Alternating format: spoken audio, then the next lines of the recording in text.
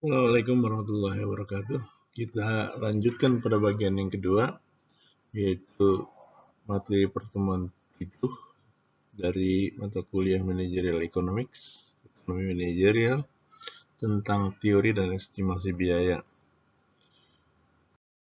Pada bagian 2 ini kita akan bahas pertama mengenai minimisasi biaya secara internasional, terus dikaitkan dengan manajemen logistik atau penawaran berantai, supply chain management, kemudian analisis biaya volume laba dan ungkitan operasi, serta estimasi empiris dan fungsi biaya.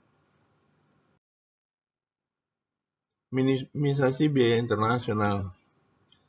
Selama beberapa dekade yang lalu telah terjadi peningkatan yang tajam dalam perdagangan internasional untuk suku cadang dan komponen. Semakin banyak perusahaan yang sampai sekarang beroperasi hanya di pasar domestik, namun membeli suku cadang dan komponen di luar negeri agar dapat menjaga biaya tetap rendah dan mampu berkompetisi. Ini yang disebut dengan skala ekonomis internasional baru. Manajemen penawaran berantai. Logistik atau manajemen penawaran berantai, supply chain management, merupakan penggabungan di tingkat corporate atas fungsi pembelian, transportasi, pergudangan, distribusi, dan pelayanan konsumen yang dilakukan sendiri daripada dilakukan sendiri-sendiri secara terpisah di tingkat divisi. Jadi ini digabungkan pada tingkat corporate. Perkembangan algoritma baru dan yang lebih cepat, demikian juga dengan komputer, pertumbuhan penggunaan manajemen persediaan just in time, dan meningkatnya kecenderungan menuju globalisasi produksi dan distribusi dunia saat ini memungkinkan penyebaran yang cepat manajemen logistik di masa yang akan datang.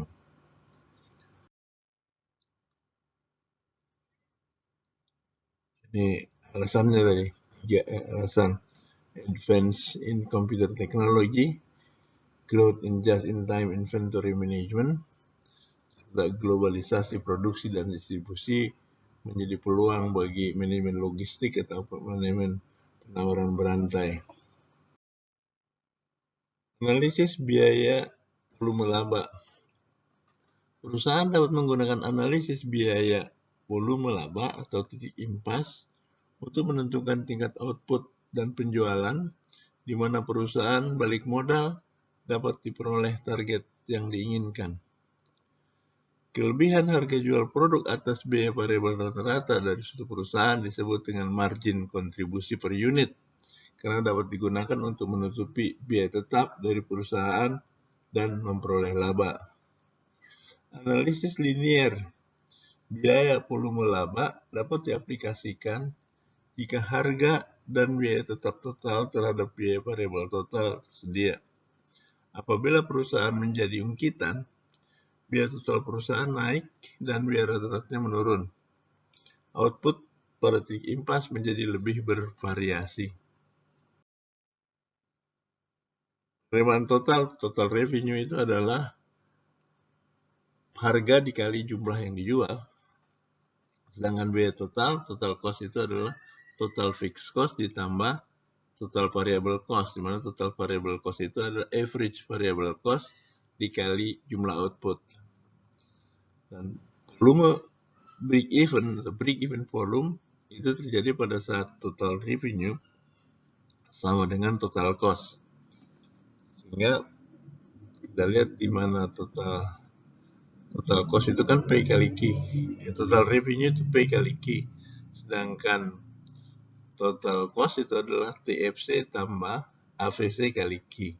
Sehingga ini bisa dihitung volume break even atau output break even, jumlah break even adalah TFC, total fixed cost, dibagi P dikurangi average variable cost. Jadi kalau harga lebih tinggi dari biaya rata-rata variabel, maka itu memungkinkan untuk kembalinya modal, total fixed cost itu ditutup dari situ, dari selisih harga dengan biaya variabel rata-rata. Ini grafik ya, TR itu yang biru, TC itu yang hitam, di mana di awal, di bawah titik B, di bawah volume 40, itu perusahaan mengalami kerugian. Di atas 40, perusahaan menerima keuntungan. Titik B itulah titik break-even. Jadi misalnya B itu 10, harganya 10, total fixed cost-nya 200,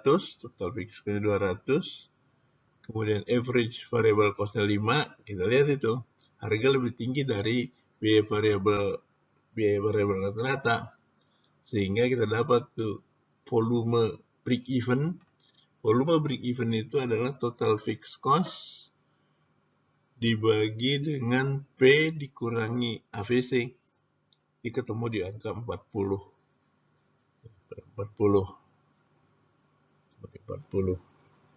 Karena pada 40 itu biaya total biaya atau biaya total cost sama dengan total revenue.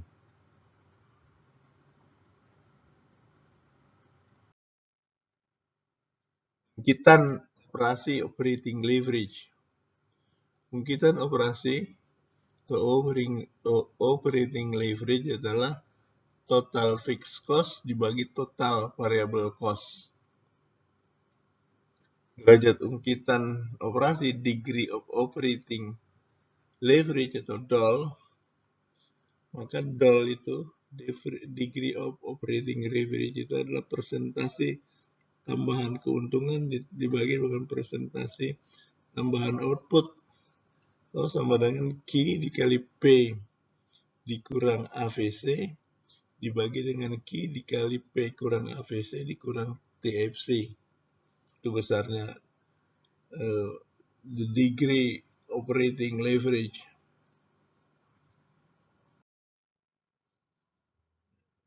Lihat sini. Derajat ungkitan operasi, dolar itu kan, persentase seluruh perubahan dari laba total perusahaan akibat 1% perubahan dalam output perusahaan atau penjualan. Kita lihat TC aksen.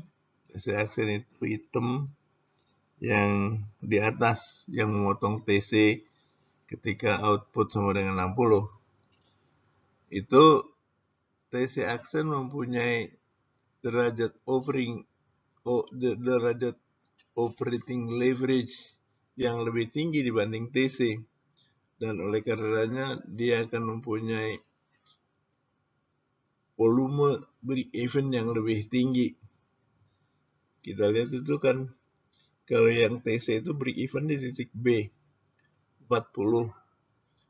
Tapi kalau yang TC aksen itu di B aksen, itu di 45.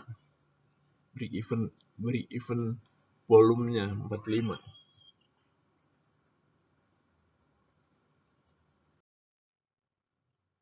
Selanjutnya kita akan estimasi empiris dari fungsi biaya. Bentuk fungsional untuk fungsi biaya jangka pendek secara teoritis dan berdasarkan pendekatan linear.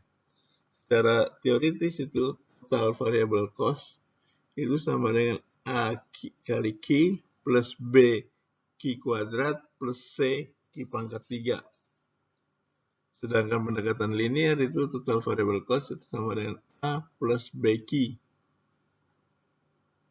Average variable cost menurut teoritis itu adalah total variable cost dibagi Q, turunan pertama kan. Itu adalah A plus BQ plus CQ kuadrat. Kalau pendekatan linear itu A per Q tambah B. Dan marginal cost menurut bentuk teoritisnya itu adalah A plus 2BQ plus 3C Q kuadrat. Pendekatan linear itu MC sama B. Datar.